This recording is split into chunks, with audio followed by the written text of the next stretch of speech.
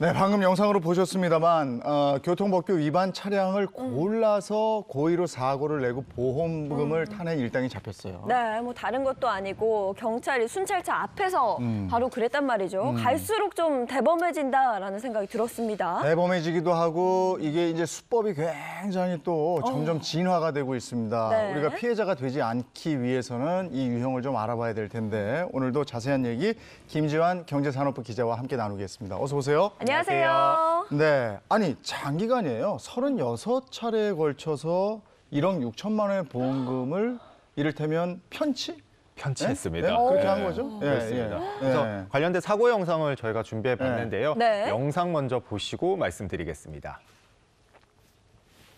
사고 영상 모습인데요. 네. 좌회전 차선을 달리던 승합차가 이렇게 갑자기 차로를 바꾸니까 이렇게 동그라미 쳐진 부분에 바로 끼어드는 모습이고요.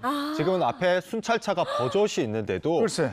다른 차량도 아니고 유치원 통학 차량이 차선을 바꿔서 끼어드는 모습인데도 뭐 여지없이 그대로 사고를 일으키는 모습입니다. 아니 저 안에 아이들이 타고 있을 수도 있을 텐데. 그러니까요. 유치원 통학 차량인데 아이들 다치면 또 큰일이거든요. 네. 아니 진짜 안 가리는군요. 어. 네? 그래서 뭐 가리지 않고 뭐 끼어드는 네. 차량이라면 네. 다 이렇게 사고를 냈다고 볼 수 있는데요. 특히 방금 보신 것처럼 주로 차선 변경이 금지된 구역에서 끼어드는 차량만 골라서 사고를 냈다고 합니다. 근데 깜빡이를 켜고 들어가는 것 같은데 그래도 이제 변경하면 안 되는 데니까. 네, 맞습니다. 아. 변경 금지 구역이면 그냥 무조건 그걸 노리고 들어간 거예요. 그렇습니다. 아. 그래서 주로 좀 과실이 자신들이 아니라 상대방이 많이 나올 수 있는 구역에서 네. 했다고 보시면 될 것 같은데요. 네. 그래서 뭐 일반 통행로에서 역주행하는 차량이라든지 네. 우회전 위반 차량도 범행 대상이 됐습니다. 아. 그래서 총 36차례에 걸쳐서 보험 사기를 일으켰습니다. 그러니까 저렇게 되는 것은 사고 났을 때 이제 뭐 몇 대 몇 해가지고 그 과실을 나누니까 저 사람이 잘못한 거니까 나는 과실이 얼마 없다. 이래서 이제 저렇게 법규 위반 차량을 노린 것 같아요. 네, 맞습니다. 그리고 이게 뭐 계속 이런 보험 신고가 계속되고 보험금 타가니까 보험사에서 경찰에 신고해서 이게 이제 조사를 하고 잡힌 거 아니겠어요? 네. 근데 억대였다는 거죠? 억대였다는 거죠. 네, 피해액이 1억이 넘었는데요. 네. 이렇게 금액이 크다 보니까 이제 결국 덜미가 잡혔다 이렇게 보시면 될 것 같은데요. 네. 그래서 오늘은 이렇게 자주 발생하는 자동차 보험 사기 유형을 한번 알아보고 대응법까지 한번 살펴보려고 합니다. 네. 그래서 첫 번째 사기 유형입니다. 이 차선 변경 차량 대상 고의 충돌 유형입니다. 고의 충돌형. 네. 네.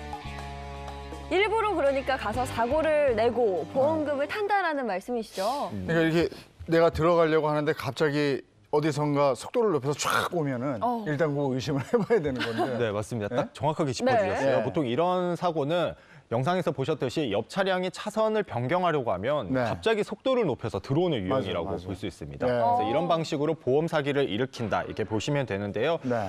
영상 보시는 것처럼 이제 뭐 끼어드는 차량뿐만 아니라 유치원 통학 차량과 같이 다수의 인원이 탑승한 차량을 노려서 거리낌 없이 이렇게 자동차 보험 사기를 유발한다고 합니다. 네, 그럼 이게 좀 약간 고의로 속도를 높여서 일부러 사고를 냈다라고 보여는 지지만 정확하게 입증하기가 또 상당히 어려울 것 같거든요. 대응법 가장 중요합니다. 좀 알려주시죠. 네, 그래서 우선 당황하지 않는 게 네. 가장 네. 중요하겠죠, 네. 아무래도. 그리고 그 고의로 이렇게 들어온 차량이 어떤 진행 경로로 들어왔는지를 좀 표시하시는 게 중요할 것 같아요. 그래서 네. 피의 차량의 진행 경로와 이 사고 지점을 정확하게 표시를 좀 해주시고요.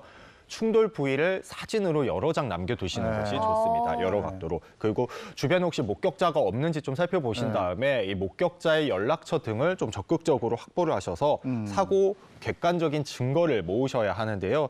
특히 사고 처리 시에는 이제 경찰관과 보험회사 직원들을 만났을 때 이 사고 당시 상황뿐만 아니라 사고가 나고 나서 상대방이 어떤 행동과 언행을 했는지도 좀 적극적으로 이렇게 주장을 하셔서 대응을 하셔야 현명한 대응 방법이라고 할 수 있습니다. 네, 어렵겠지만 첫째는 당황하지 않으셔야 하고요. 그 이후에는 좀 객관적인 증거를 확보하시는 게 중요할 것 같습니다.